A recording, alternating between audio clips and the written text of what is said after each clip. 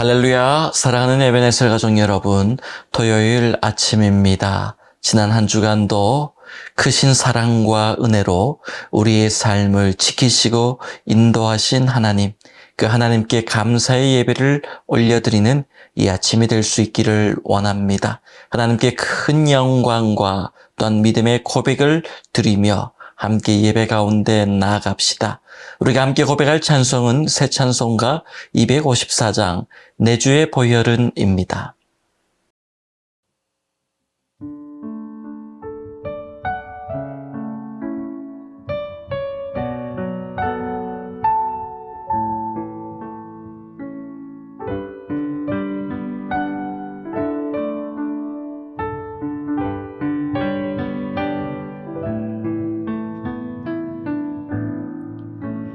내 주의 보혈은 정하고 정하다.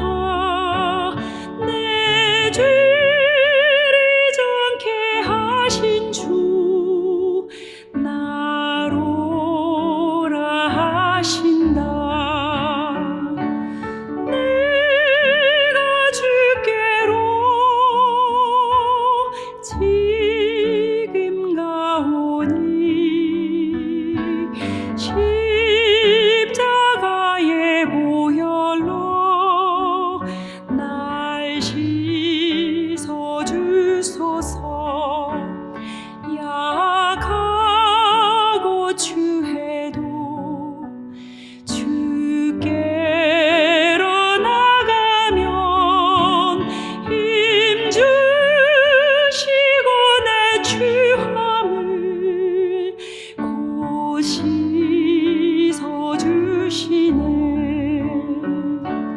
내가 주께로 지금 가오니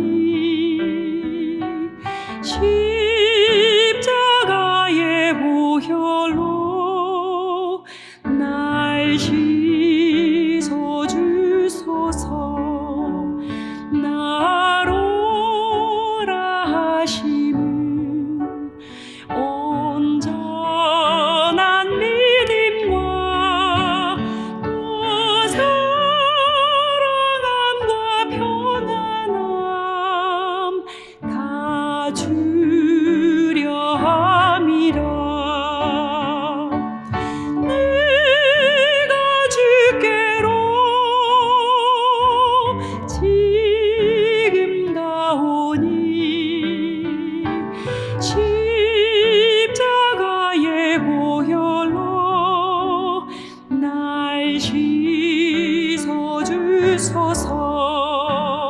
큰 죄인 복받아 살기를 얻었네. 한없이 넓고 큰 은혜 베풀어 주소서. 내가 주께로 지금 가오니 십자가의 보혈로 날 씻어주소서.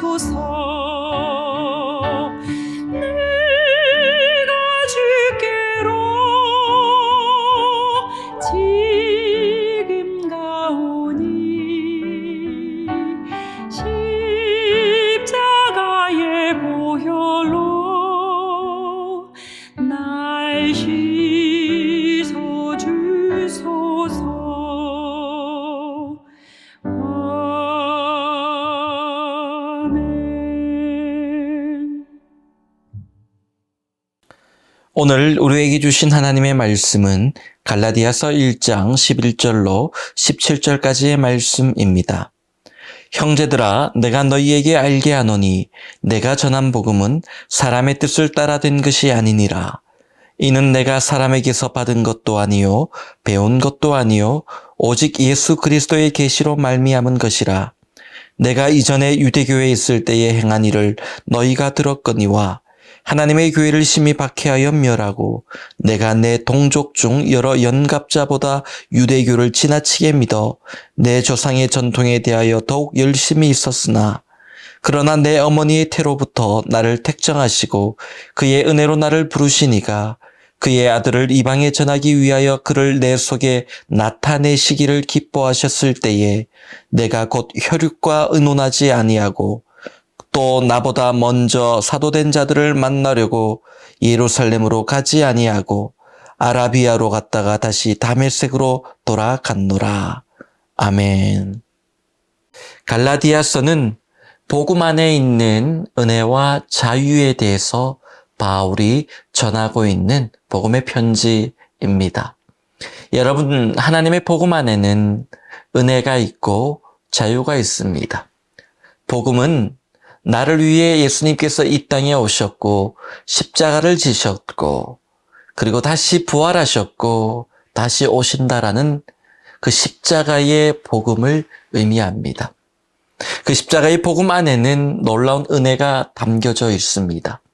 그것은 죽기까지 우리를 사랑하신 그 하나님의 사랑, 우리에 대한 사랑을 십자가에서 확증하신 그 하나님의 놀라운 은혜가 담겨 있는 것이죠. 또한 그 복음을 붙드는 자들마다 죄로부터 자유케 되며 또한 복음의 능력이 나타나 연약한 영육의 자유를 누리고 회복을 누리게 되는 것입니다. 그래서 복음은 능력이 되는 것이죠. 왜냐? 그 안에 은혜와 자유가 있기 때문입니다. 바울은 오늘 본문을 통해서도 그런 복음을 순수하게 지키는 것이 얼마나 중요한지에 대해서 갈라디아 지역 성도들에게 전하고 있는 겁니다. 왜 그렇게 얘기했을까요? 바울이 복음을 전하고 그 복음의 기초 위에 갈라디아의 여러 교회들이 세워졌는데 왜 다시 이 복음의 중요함에 대해서 이야기할까요? 바울이 떠난 이후에 갈라디아 지역 교회에 율법주의자들이 들어와서 이 복음을 심하게 흔들고 변질시켰기 때문입니다. 복음은 순수할 때 능력이 나타나는데 변질된 복음을 붙들고 어떻게 제대로 된 신앙생활을 할 수 있겠습니까? 오늘 본문을 통해 우리에게 주시는 하나님의 메시지는 바로 참된 신앙은 순수한 복음을 지켜갈 때에 가능하다라는 것입니다. 복음이 변질되고 나면 그 신앙은 반드시 변질될 수밖에 없더라는 것이죠. 바울이 갈라디아 교회를 세우고 떠난 이후에 기다렸다는 듯이 율법주의자들이 바울의 복음을, 바울이 전한 그 복음을 부인하고 그렇게 왜곡하며 그것만으로 되지 않는다라고 율법을 가르치며 내세우기 시작했습니다. 바울의 율법을 모두 부인해버린 것이 아니라 그 율법도 좋고 플러스 알파가 있어야 된다. 그것이 바로 율법이다. 그래야 구원이 완성된다. 이렇게 가르쳤던 겁니다. 바울이 전한 복음은 오직 믿음으로 우리가 죄로부터 자유함을 누리고 하나님의 자녀가 되어 하나님의 나라에 들어갈 수 있다. 구원받는다라는 것이었는데 율법주의자들은 그 십자가를 믿고 예수를 믿는 것도 좋지만은 그러나 구약의 율법들도 빠짐없이 지켜야 된다. 특별히 할례를 받아야 된다. 그것이 바로 내가 구원받았다라는 증표다라고 유혹하고 성도들을 미혹했던 겁니다. 여러분, 구원의 확신은 어떻게 보면 눈에 보이지 않기 때문에 자주 흔들릴 때가 많습니다. 그랬던 갈라디아 성도들이 이 할례가 구원의 징표라고 그러니 얼마나 그것을 사모하고 받으려고 했겠습니까? 할례를 받은 이후에는 구원의 확신이 흔들릴 때마다 할례를 보면서 내가 할례 받은 사실을 기억하면서 그렇게 구원받은 것을 의심치 않을 수 있다 그렇게 믿었던 것이죠. 그러나 그것은 온전한 복음의 자유를, 능력을 부인하는 일이었습니다. 그것은 바로 주님의 십자가 사건이 아무런 의미가 없도록 만드는 일이었죠. 여러분, 율법주의는요, 하나님의 은혜보다 내가 행하는 율법을 지키는 그 행위에 더 많은 의미를 부여하는 겁니다. 여러분, 우리가 믿음으로 구원받지만 행함으로 구원받는 것이 아닙니다. 우리가 믿음이 있기 때문에 믿음의 행함을 이루며 살아가지만, 그러나 구원받는 것이 무엇이냐 물어보면 그것은 바로 온전한 믿음인 것이죠. 여러분, 교회 안에서도 이런 율법주의가 오늘날도 우리의 신앙을 흔들고 변질시키며 또한 두렵게 만들기까지 합니다. 내 믿음이 아무것도 아닌 것처럼, 율법을 온전히 지키지 못하는 내 믿음이 아무것도 아닌 것처럼 그렇게 나의 구원의 확신을 흔들 때도 많습니다. 여러분, 그 미혹에 넘어가면 안 됩니다. 여러분, 복음을 믿는 그 능력의 구원이 있음을 여러분 기억하십시오. 오랫동안 신앙생활을 해온 사람들에게 찾아오는 유혹이 있습니다. 그것은 나는 남들보다, 누구보다, 적어도 누구보다는 더 의롭다라는 그런 착각입니다. 율법주의에 빠지지 않았다라는 것은 그런 생각을 하지 않는 거예요. 내가 남들보다 더 열심히 교회 다니니까, 내가 남들보다 더 많이 헌신하니까, 그러니까 나는 적어도 저 사람보다는 나은 사람이다라고 그런 마음을 품는다면 그것이 바로 율법주의로 돌아가는 것입니다. 여러분, 온전한 믿음은 하나님과의 올바른 관계 속에서 섬기며 그리고 남들을 위해 헌신하며 그 십자가의 길을 쫓아가는 삶이 되어야 하는 것입니다. 여러분, 하나님의 그 은혜를 온전히 믿는 것이 중요합니다. 복음의 능력을 믿는 것이 중요합니다. 날 위해 구원의 길로 열어주신, 보내주신 그 예수 그리스도의 길을 따라가는 것이 중요합니다. 그 길을 따라가면서 의심하면 안 됩니다. 구원이 없으면 어떨까? 내가 율법으로 완전해져야 될까? 여러분, 그런 의심에 빠져서는 안 되는 것이죠. 갈라디아 성도들은 바울의 복음으로 신앙생활을 시작했지만 율법주의자들의 유혹에 넘어가서 바울에게 들었던 그 순수한 복음이 변질되어 버렸습니다. 그런데 그들은 그것을 깨닫지 못하고 오히려 신앙이 자랐다, 성숙했다, 내 신앙이 업그레이드 되었다, 그렇게 착각했던 겁니다.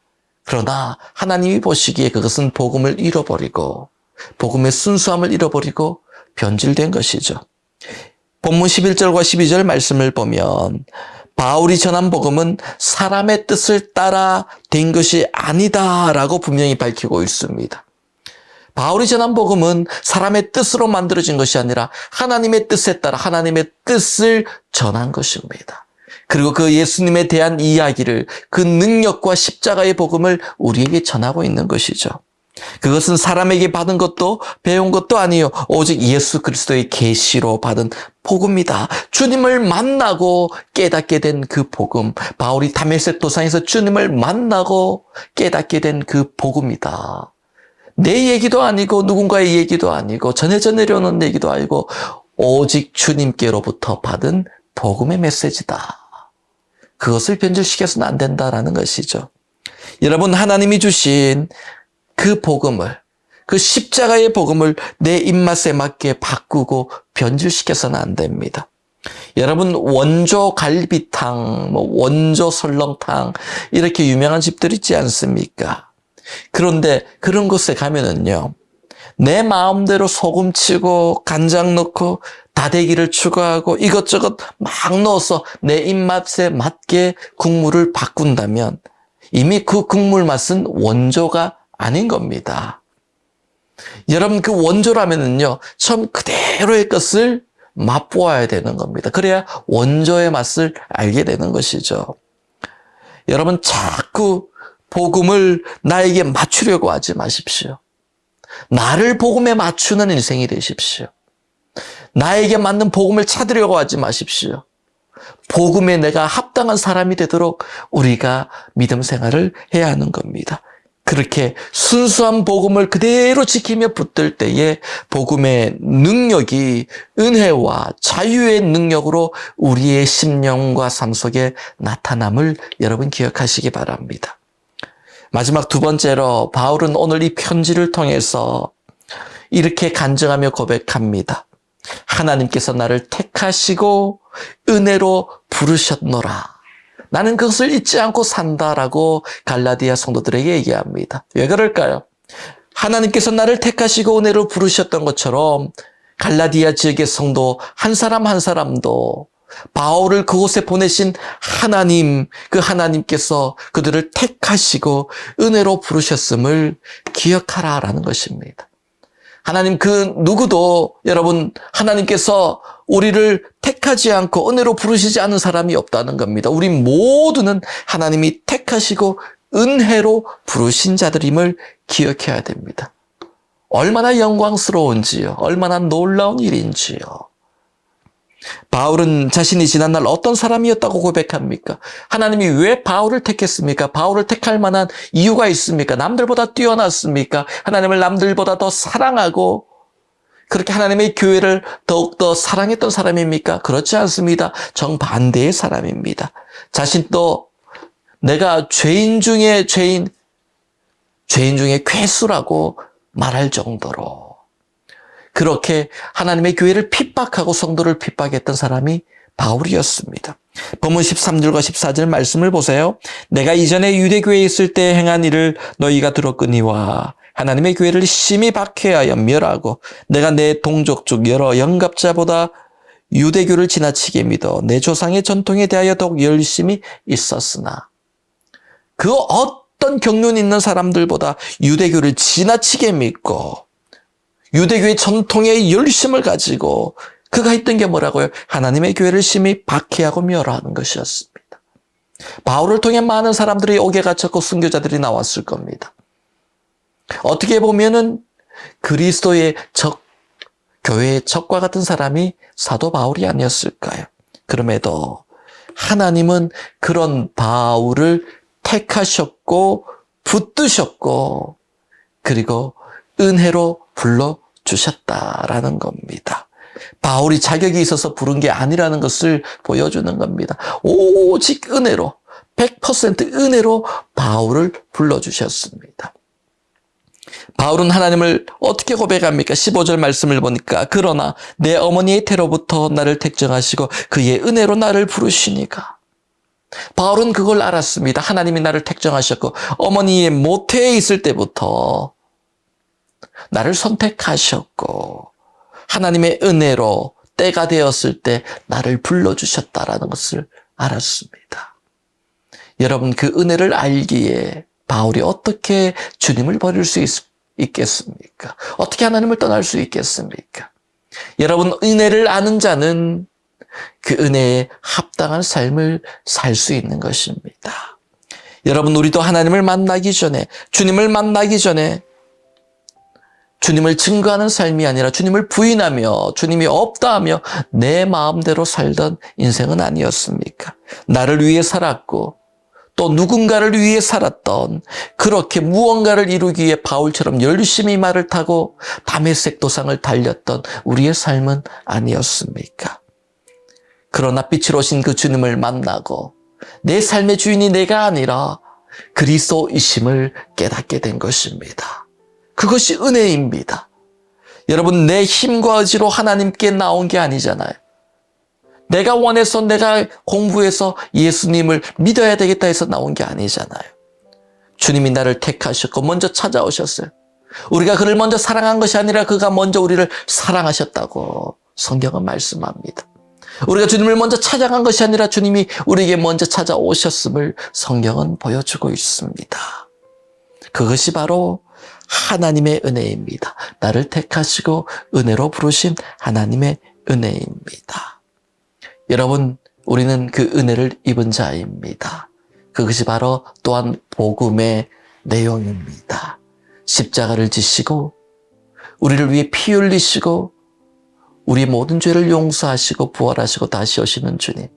그러나 그 은혜를 누구에게 주십니까? 택하시고 은혜로 부르신 자들에게 그 은혜를 누리게 하십니다. 여러분, 우리 모두는 그 은혜를 덧입고 사는 자인 줄 믿습니다. 오늘 하루도 여러분, 이 세상에 나아가서 주의 복음의 능력을 붙들고 순수한 복음, 세상에 변질되지 않는 그리스도의 복음을 붙들고 세상에 나가 승리하는 복된 인생 될 수 있기를 축원합니다.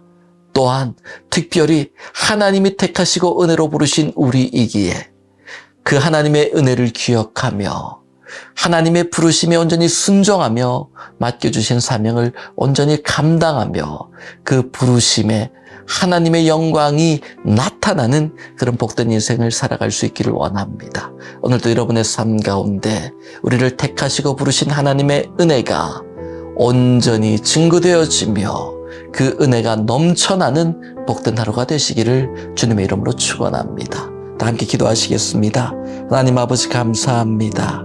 우리를 택하시고 그 은혜로 부르신 하나님을 이 아침에 고백하며 우리의 모든 삶이 하나님의 손에 있음을 믿음으로 고백하며 나의 삶, 나의 시간, 나의 모든 꿈과 비전을 주님의 손에 올려드립니다. 주님, 오늘 하루도 주님께서 우리의 모든 행사를 기억하시고 이루어주시고 경영하심으로 복된 삶을 살아내는 하루가 되게 하여 주옵소서. 사랑하는 환우들의 병상 가운데 함께하여 주시고 하나님의 치유의 광선을 바라시사 몸과 마음이 온전히 치유되어가는 복된 회복의 날이 되게 하여 주옵소서. 예수님의 이름으로 축복하며 기도하옵나이다. 아멘.